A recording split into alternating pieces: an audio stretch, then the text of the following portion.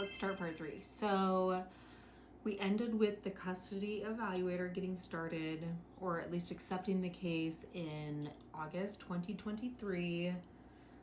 Well, accepting the case, and then they couldn't start until December 2023, January 2024. They would ask for payment December 2023. So the custody evaluator picked up the case August 2023. We'll ask for money December, we'll start January, paperwork, blah, blah, blah, yada, yada. In November 2023, Kiana's dad filed a motion to enforce stating that I didn't pay the evaluator in time. It wasn't started in time, so it needed to be dismissed and removed. Even though they told him, like, hey, we picked it up August, but we can't start till December. We told her not to pay until December, until we reach out and ask for payment, because we don't typically take payment until like a month before it starts. So it was like clearly stated, and he still filed a motion to enforce. Also filed a motion to enforce because this is a kicker, y'all. Get ready for this. So my daughter needed braces because she had impacted teeth. So they were like, it was bad. So they had to like remove teeth, and then some teeth were coming in crooked, so they needed to make space. So the only way to make space was to get braces. So never asked for a payment. Took her to her appointment, like an orthodontist appointment. He knew about it. He said he wanted to get a second opinion. He never did. I'm not gonna wait. Like, I'm just gonna take care of what I need to. I got the braces. Again, never asked him for money, even though braces are $7,000. Got her the braces on, yada, yada. And so then he also put in his motion to enforce that I obtained braces without his consent. And he basically said that she could not eat, since she just got braces on in, I think it was October 2023, she could not eat Thanksgiving and Christmas food with the braces that I put on her. You guys heard that right. Not asking for money. Clearly I had a letter of medical necessity that she needed braces due to her teeth being impacted. She needed them. Her teeth were so bad, and I took care of everything. I didn't ask him for a dime. He didn't even have health or dental insurance for it, so didn't use his dental. A dental that's even relevant with him. It was all under mine.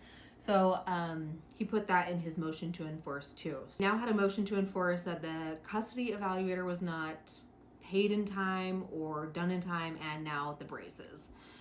Ridiculous. Sorry, but ridiculous. Like, you're welcome for getting her braces and paying for them and not asking for a dime, but that's whatever.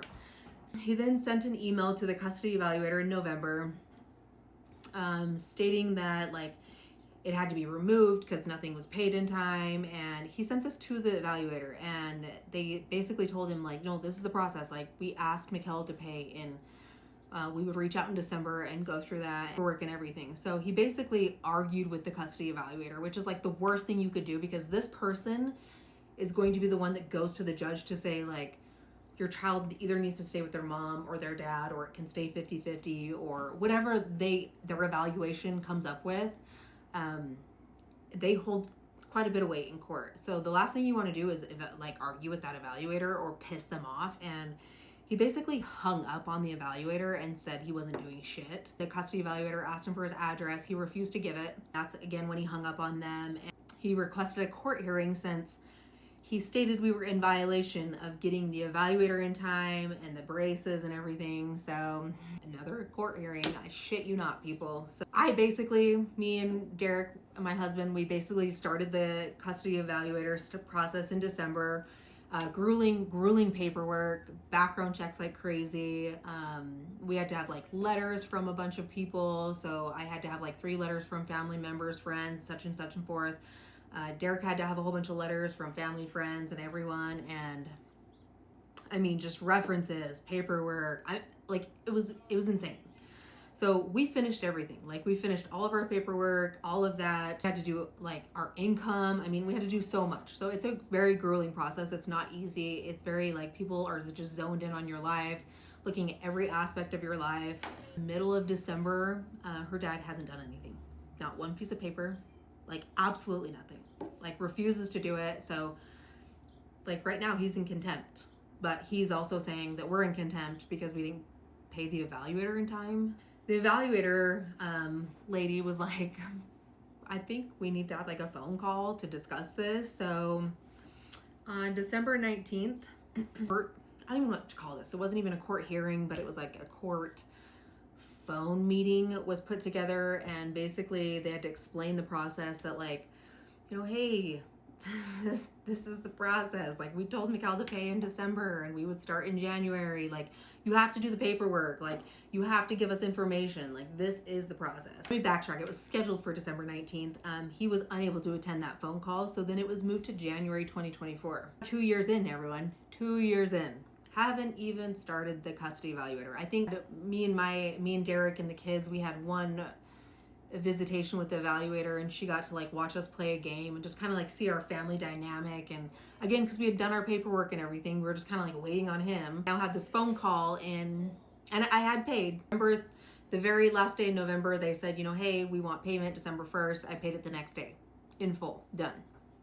So we can't have this phone call to discuss the process until January 2024. And there also was a court hearing that was scheduled on his motion to enforce with like the braces and whatnot for February 2024. So, and I'm telling you, it's going to get juicy too. So this is like nothing, because we're now in 2026 and we are here again. So I'll keep explaining everything, but that's just from August 2023 to now January 2024. This has all happened. It's completely insane, and I have to pay a retainer every month.